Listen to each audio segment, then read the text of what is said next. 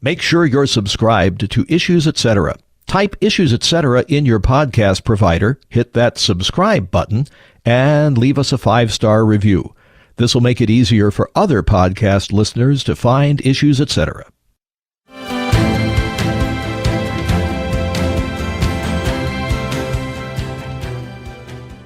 Pro-life incumbents have done very well since Dobbs. Not one pro-life incumbent has lost a statewide race. Margaret Thatcher very famously said, socialism works great until you run out of other people's money.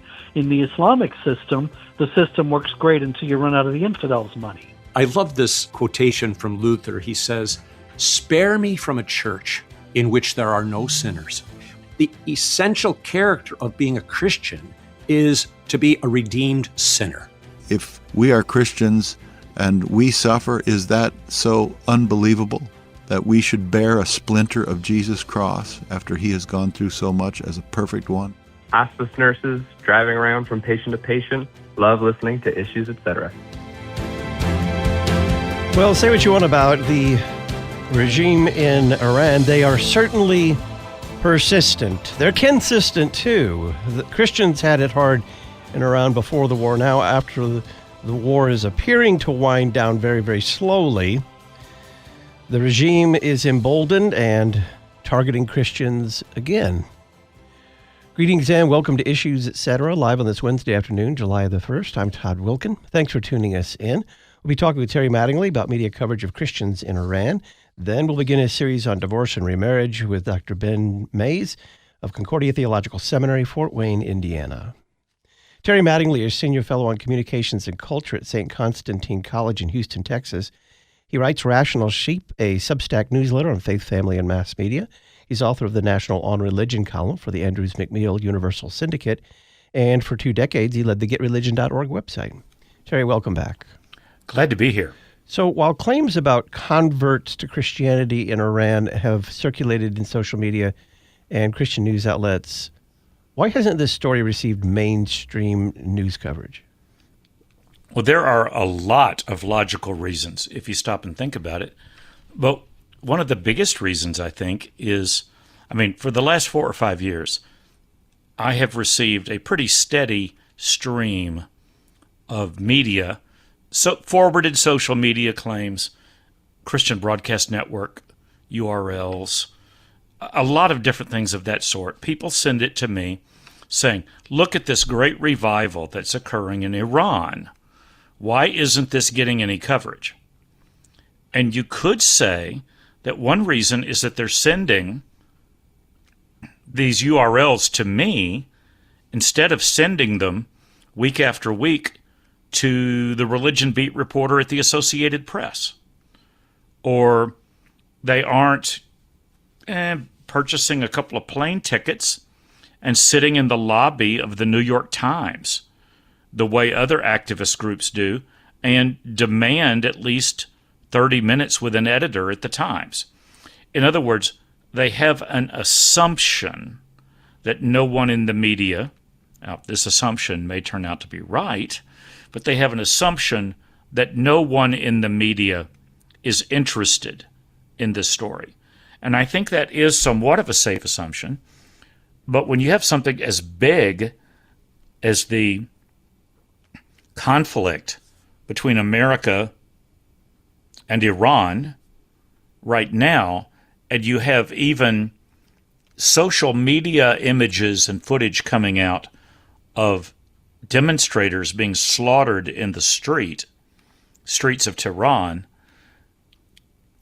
there's a good chance that if you tried hard enough, you might get some journalists interested in this story. I have a whole lot to say on this because this has to do with, once again, those old questions about media bias. And just last week, we talked a little bit about my lecture decades ago about the 4 biases that affect coverage of religion.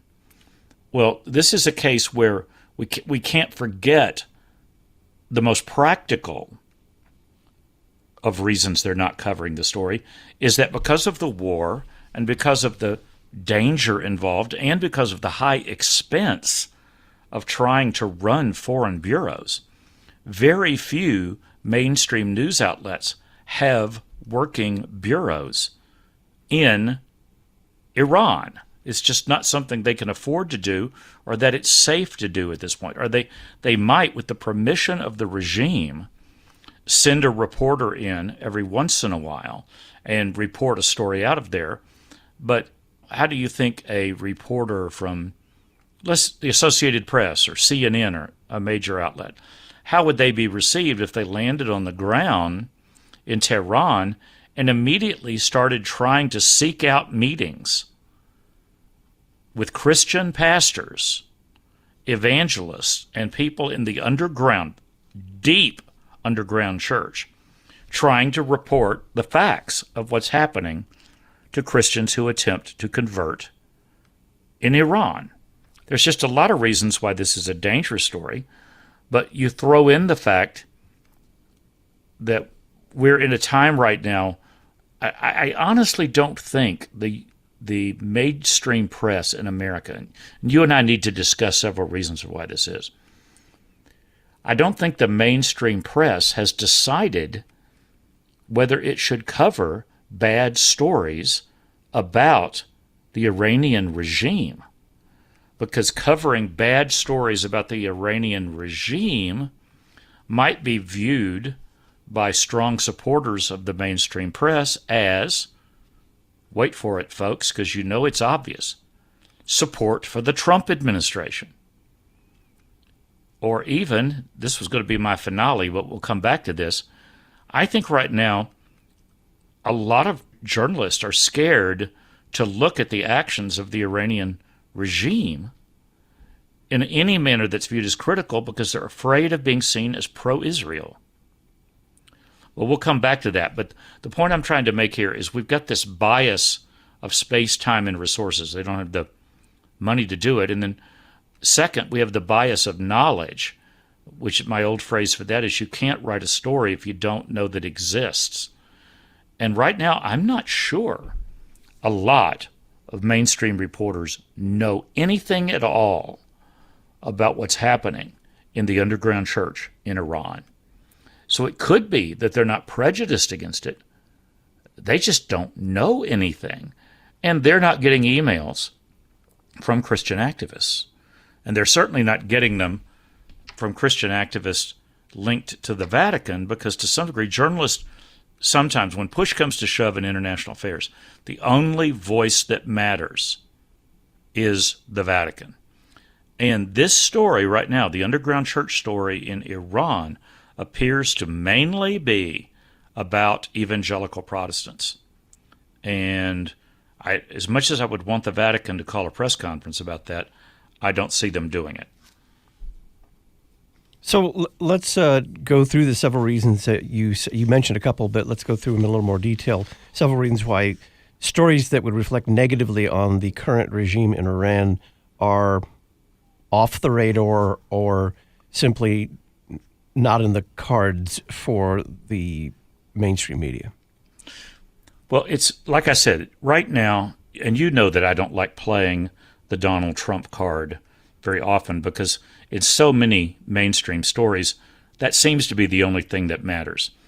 But when you have something as controversial, even controversial on the political right, as this initiation of conflict with Iran, simply stated, nobody in the press wants to do anything that would seem to make Donald Trump's case for him, make his cause stronger.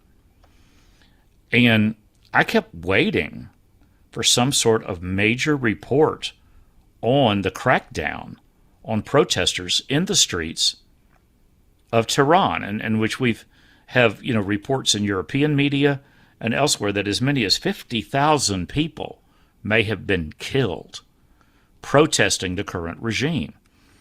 And it's safe to say that a lot of those killed were women protesting for women's rights in Iran, and it's possible that some of those killed would have been Christians who wanted to protest the fact that they can't convert from Islam to Christianity openly in Iran without threatening their own lives and the lives of their families. Now, those are pretty powerful stories, but once again, you don't have anybody on the ground to tell it, and you don't have a record of sources that you can use in order to report it. You don't have a thick file with a lot of phone numbers and private email addresses and stuff like that. And if our listeners want to see what this looks like in action, I recommend that they look to the Free Press, that publication that we end up talking so often about for covering stories that no one else wants to cover. And they have a story right now, which they've just updated with some major important news about it. They did a story, I think the original headline was, "An Emboldened Iran Goes After Its Christians." And they've updated that story now with a headline that says, "Iran Plans to Seize Protestant Church." That one of the most powerful Protestant churches in Iran, the most public, apparently the government is planning to shut it down and take away its downtown property, which, according to this story, is worth millions of dollars. And we're talking about the St. Peter Evangelical Church, the oldest Protestant church in Iran. There are ancient churches in Iran, but here's a key point. They tend to be various forms of, smaller forms of Eastern Orthodoxy, not canonical Orthodoxy in the manner of Antioch or Greece or Romania or something like that, but the Eastern Orthodox churches. And these are groups that don't worship in Farsi. They are basically ethnically defined as much as they are defined as Christian. And the government apparently doesn't have that much problem with small, isolated, ethnically defined communities. They pretty much will leave them alone. What sets this evangelical church is its services are in the language of the people, and they are actively attempting to make converts. Here's a crucial section which kind of points at a little of what we're talking about. This is at the opening of the Maya Solkin story for the Free Press. For years, the Iranian regime held back from Iran's St. Peter Evangelical Church, the oldest Protestant church in Iran. The regime was afraid of what America might do in retaliation, according to 3 Western Christian leaders with ties to Tehran's Christian community, as well as Sarjaz Benyamin, executive secretary of the Synod of the Evangelical Church of Iran in diaspora, and a former pastor at St. Peter.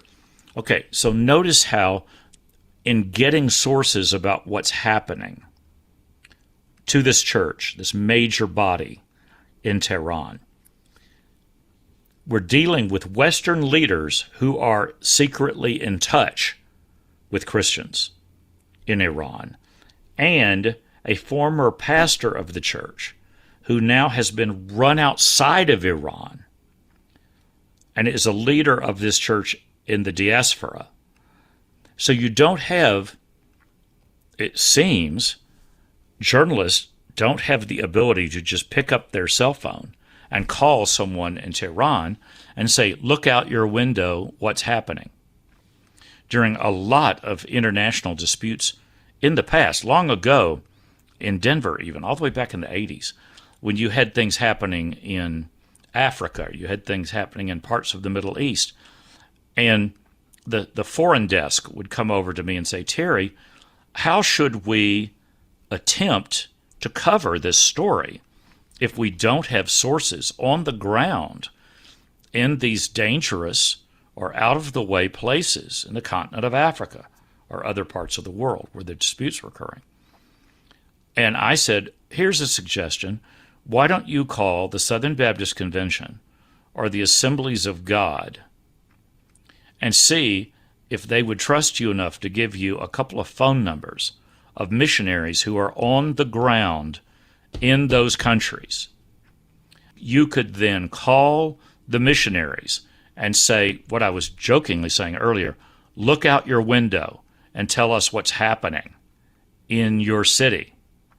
Tell us what's happening, and we will not quote you by name. In other words, we will allow you the privacy of safety. Well, when I read that paragraph at the top of this story in the Free Press, that's exactly what I think of. You have Americans who are in touch, or former Iranians, activists in here and in Europe, that are in touch with people inside Iran. But as the old saying goes in my media bias list about the bias of knowledge, you can't write a story if you don't know it exists. One of the things I used to say about that was you can't dial a phone number if you don't know it exists. You can't mail an email if you don't have the private address of the person you're trying to reach. So this is a really practical, journalistic reason for why this story isn't getting coverage. And there, like I said, there's lots of others. We're scared to write a story that might be viewed as being pro-Trump or giving logical reasons for Trump to do what he's trying to do. Or, even worse, in the current political atmosphere, we don't want to publish a story that makes it look like we're pro-Israel. Because right now, in certain parts of the extreme left, and the left is very divided on this issue, but on the extreme left, the worst thing you can do right now is do something that would seem to say that actions of the Israeli government are in any way justifiable or logical. One of the things that I did not see, and maybe I just missed it, was maybe even just a brief paragraph explaining how far back Christianity goes in the region now known as Iran, which is the first century. I mean, there are holy sites in present-day Iran that are linked to, if only by legend, some of the apostles. Yeah, I mean, and that would have been a fine paragraph right after the reference to the ancient churches in Iran that have some degree of freedom for the reasons I discussed earlier, which is they're not seen as a threat because they're really ethnic enclaves. And they're in their own language, their worship is in their own language, whereas the dangerous people are the evangelicals who are ministering in the language of Iran, in Farsi. And they're trying to help these large underground churches. Let's see, I think I marked a paragraph in here about how big. Here we go. Iran has long maintained the fiction for Western consumption that Christians are free, protected by Iranian constitution and breed respect. Leaders of the Armenian and Assyrian churches travel internationally telling foreign audiences there's no persecution. Well, this is the ancient churches that I'm talking about. And these are, you can hear it in the names, the Armenian and Assyrian. They tend to be defined in terms of ethnicity and alternative languages. Now, then you get into the issue of how many converts are there. And good grief, there are all kinds of rumors about this. The piece at the Free Press, I'm scrolling down to get the exact reference, they have used an estimate, which I get all the time in social media references, an estimated 1.2 million Christian converts right now in Iran. Now, over what period of time, it doesn't say. I can tell you, though, that I began receiving waves of emails about an alleged revival in Tehran about 5 years ago. But anyway, you do have some evidence that the underground church, the people you have trouble calling, the underground church in Iran might be the fastest growing branch of Christianity in the entire Middle East, in an era when the main thing that's happening to Christians all over the place, including my own church, whose headquarters is in Damascus in Syria, they're being run out of their countries. You have the percentage of Christians in Syria, Lebanon, and other nations in which there were historically strong Christian bodies. This is something new. We're not talking about those people in those lands being run out of their churches and of their homes. Syria being the best example, and other places during the ISIS reign. But right now, what we have is an issue of conversions. And if you follow apostasy laws and you follow events in Muslim countries, you know that right now, blasphemy, converting to another religion, converting to Christianity, is the ultimate sin that understatement would get you canceled. In many cases, it gets you dead. And what happens to this church is it could conceivably, if the government acts the way it's being reported, they're just simply going to seize their sanctuary, seize their property, take away millions of dollars worth of property, land, buildings, their location, take that away, and then say, join the underground church and we'll keep hunting you. Terry Mattingly is our guest. He's Senior Fellow on Communications and Culture at St. Constantine College in Houston, Texas, and author of the National On Religion column for the Andrews McMeel Universal Syndicate. On the other side, we have discussed two media outlets recently covering this, the Free Press and the Jerusalem Post. And some might say, well, both of those are controlled by Jewish people. They're just trying to make a Muslim country look bad. And get Terry's response to the decades-old assertion that Jews control the news media. Stay tuned.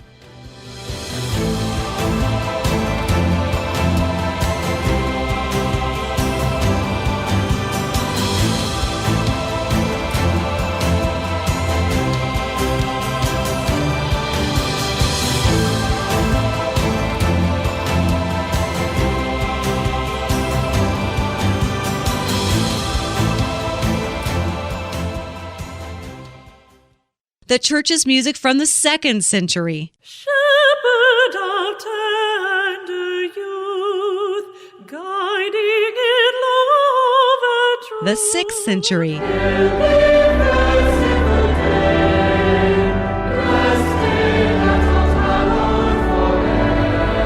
The 12th century.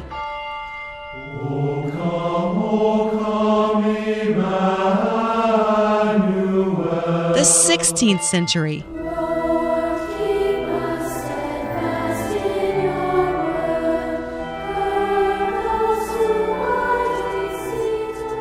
The 21st century.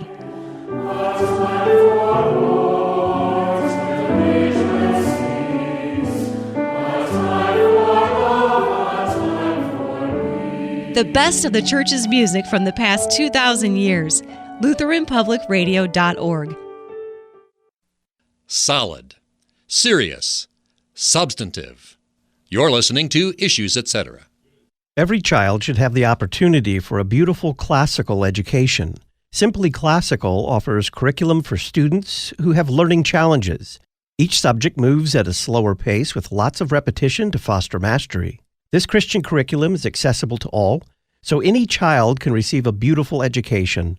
Learn more at simplyclassical.com. Save $5 when you enter the coupon code LPR26MP. Simply Classical, classical education for students with special needs. St. Paul appealed to the Corinthians that all of you agree and that there be no divisions among you, but that you be united in the same mind and in the same judgment. Unity and variety, united in mind and judgment, these all can be thorny topics among us, as they have been for Christians since the Church's earliest days. The June-July issue of the Lutheran Witness takes up these very topics. Pick up your copy at cph.org/witness or visit witness.lcms.org to learn more. The Lutheran Witness, helping you interpret the world from a Lutheran perspective.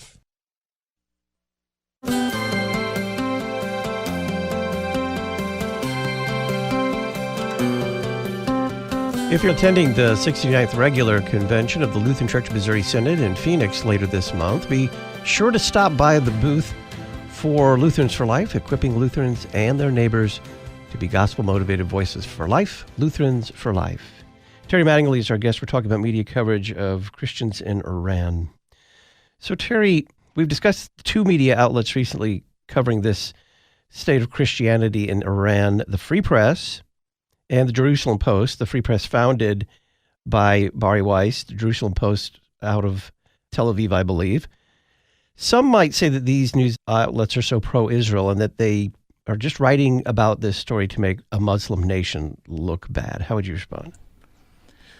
Well, there are people that are going to say that, but the most obvious thing I would say about the Jerusalem Post is the Jerusalem Post majors in coverage of international news. And to some degree, the Jerusalem Post knows that its audience is interested not only in the Middle East, which that's obvious to anyone. They know their audience is interested in foreign affairs and international coverage. And at this point, I don't think we can say that the Associated Press and many other very important American outlets have any trust that their readers are that interested in what's going on overseas. Americans historically are not that interested in international affairs. Whenever I'm in Europe or in other parts of the world, I just came back from Ireland and Scotland, I'm always amazed at how much Europeans know about the fine details of what's happening in American life, culture, and politics. In part because our media American media is so global. But if you were to walk up to Americans and say, what did you think of the fall of the current regime of Hungary? And what do you think the big issues were there? A large part of America would say, where is Hungary? I mean, quite literally. Whereas you could go to Hungary and ask them about affairs in America, and they could discuss those issues with you, and about half of the people there could do it in English, not in Hungarian. So you can't ignore the United States of America if you're in other parts of the world, but American news consumers find it quite easy to ignore what's happening in the rest of the world unless it has to do with us and with our own politics. So right now, to some degree, what you and I are discussing is why isn't persecution of Christians in Iran viewed as a valid angle in coverage of why America's concerned about Iran? Except there you have it. Who is most concerned and upset about the Iranian regime right now, and who is willing to act on it? And that's the administration of Donald Trump. And, yes, it's perceived, people who are overwhelmingly pro-Israel. So if you're in a major newsroom like the New York Times right now, are those two groups the people you want to listen to? Sitting in New York City, where the current mayor is not exactly going to be leading any marches through downtown New York City against people being slaughtered in Tehran. It's a complicated situation. But in terms of whether, the old trope that goes back for decades, the Jews control the media, the Jews control Hollywood. I was talking with a rabbi decades ago in L.A., in Hollywood, and he just simply made, trust me, the people who run studios in Hollywood haven't been to Shabbat any time lately. I mean, these are not religiously active Jews.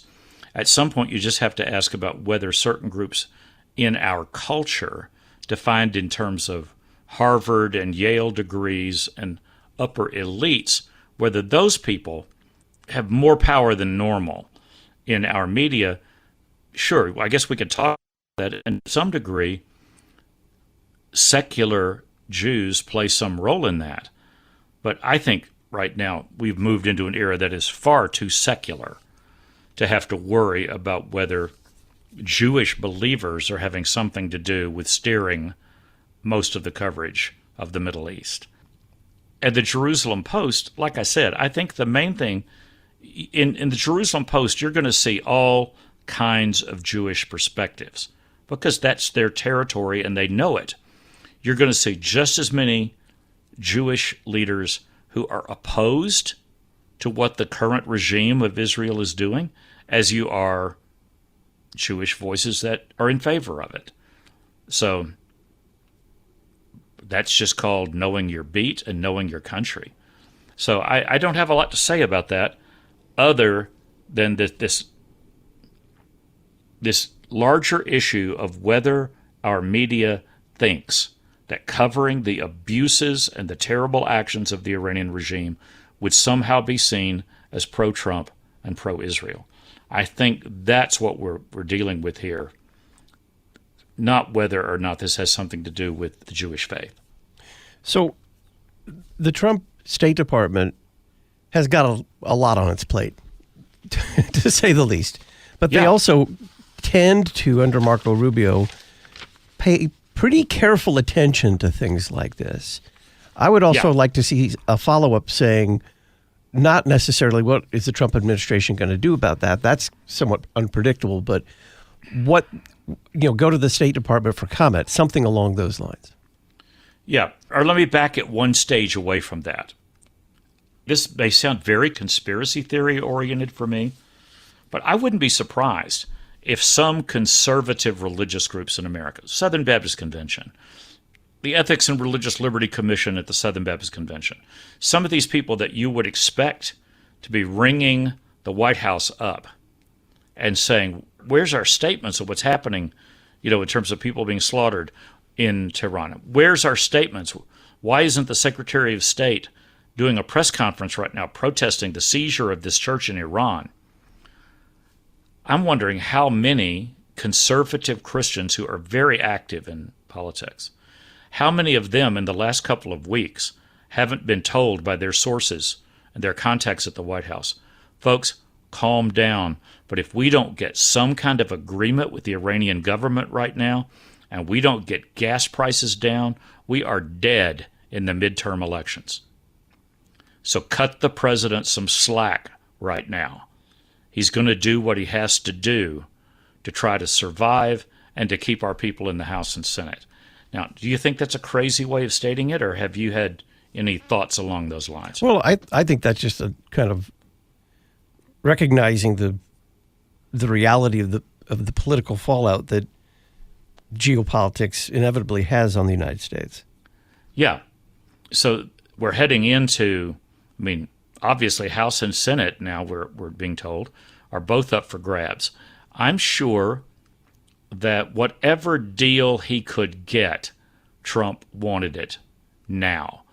And raising issues about Christians being arrested and losing their homes and their properties and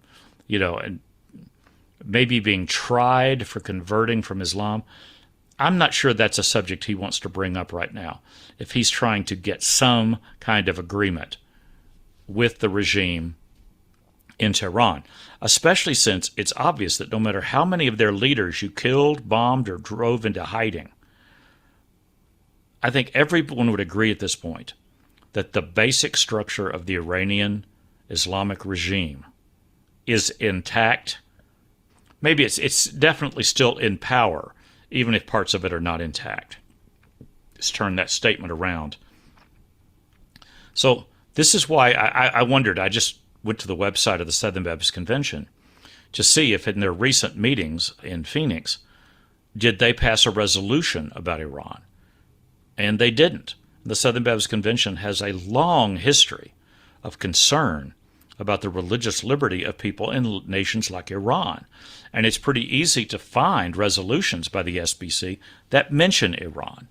And I'm kind of surprised we didn't have one a couple of weeks ago, since we were in the middle of a conflict, and since I'm sure, because I've seen it in Baptist press, that Southern Baptists are very aware that there's a revival going on in parts of Iran, and I'm sure they're very concerned about it. That's one of the places that is writing about the alleged revival. So why isn't the SBC at the top level of its political ranks in Washington? Why aren't they beating on the door of the White House and asking for something to be done, or at least to be discussed? I think it's not crazy cynicism to think they've been told, hold off on that right now. We're doing the best we can. So both of the stories we've been talking about were something of a cliffhanger, because they both present a scenario where the seizure of the property, at the very least, and I think what they called the evacuation of the people living in and around one of right. these churches was imminent, but had not yet occurred. Now, similar things have occurred, but with about a minute here, what's the next set of questions that need to be asked if the IRGC comes back and says, this property is now ours, you no longer have a church here at all? Well, like I said, I believe the Free Press updated their earlier feature on what's happening to Protestants in Iran to update it with this threat to the property. So, I mean, you just made a very basic case. We could potentially have a breaking news story here.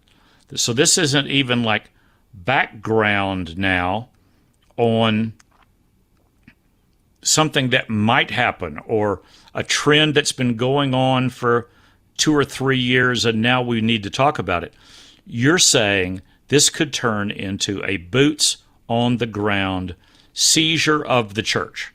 That's definitely what the Free Press is saying could happen.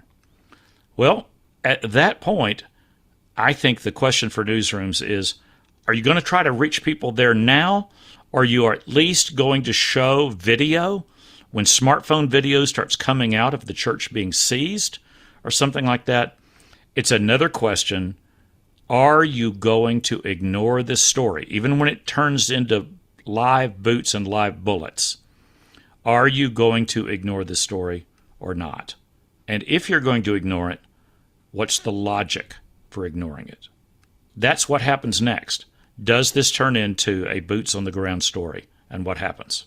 What does the mainstream news, which I think is pretty clear on its disdain for President Trump, why aren't they motivated to cover this story on Christians in Iran, since it appears to make the plight of Christians worse after the war started? Now, there you go. That's a cynical way to say it. In other words, look how bad Trump failed. Our being shown how weak we were in what we managed to get out of this agreement, it's so bad, it's even leading to life and death situations for Christians in Iran.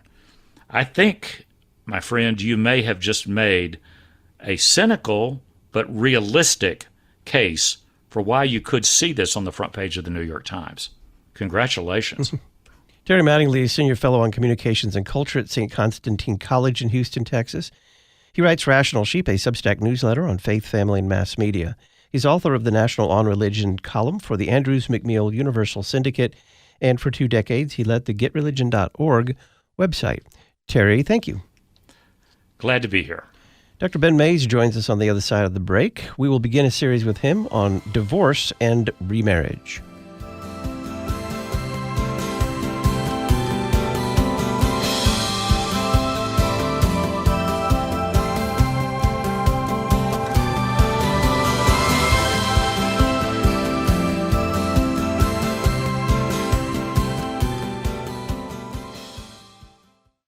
What do Jesus and Paul teach about marriage, divorce, unchastity, and desertion? The Issues Etc. book of the month for July is Divorce and Remarriage, Ecclesiastical Discernment and Pastoral Care. This new resource is published by Concordia Publishing House. Their phone number, 1-800-325-3040. You can learn more about divorce and remarriage at issuesetc.org. Divorce and Remarriage by Dr. Ben Mays, the Issues Etc. book of the month for July. Thank you. Thank you. Thank you for your service. Our church loves and is grateful for those that serve our country. Operation Barnabas, part of Ministry to the Armed Forces, equips you to reach out to veterans in your community to bring Christ to those that served. Call Ministry to the Armed Forces at 314-996-1337 or email lcmschaps@lcms.org. Thank you for your service. Thank you. God bless our military. Your comprehensive source for information, teaching, and truth. You're listening to Issues Etc. St. Paul appealed to the Corinthians that all of you agree and that there be no divisions among you, but that you be united in the same mind and in the same judgment. Unity and variety, united in mind and judgment, these all can be thorny topics among us, as they have been for Christians since the Church's earliest days. The June-July issue of the Lutheran Witness takes up these very topics. Pick up your copy at cph.org/witness or visit witness.lcms.org to learn more. The Lutheran Witness, helping you interpret the world from a Lutheran perspective. If you continue in my word, you are truly my disciples, and you will know the truth, and the truth will make you free. Dr. Russell Dawn, president of Concordia University, Chicago. Indeed, the quest for truth is at the core of a university's purpose. The liberal arts, illuminated by the revealed truths of Scripture, are powerful for equipping students for a life of self-governance. A disciple is one who follows the Master. So what does it mean to follow Jesus? He said that it means to take up one's cross. The cross is thus the symbol of dying for others, of dying to self for the sake of serving others. And a life of service is a life well lived. Truth, freedom, vocation. Concordia University, Chicago. cuchicago.edu.